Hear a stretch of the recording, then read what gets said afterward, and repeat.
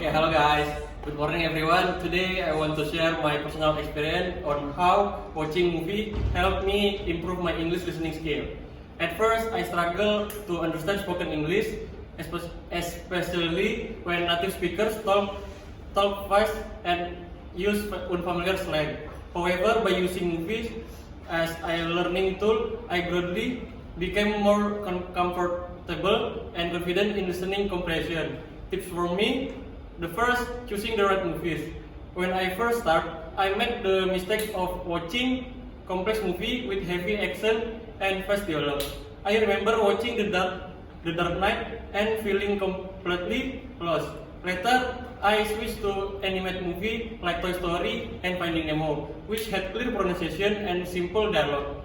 This helped me understand basic sentence and common expression.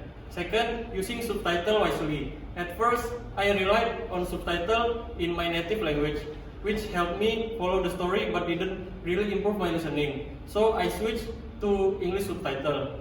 This was a game changer. I could read and listen at the same time, which helped me recognize words and phrase more easily. After some time, I challenged myself to watch without subtitle, and I was surprised at how much I could understand.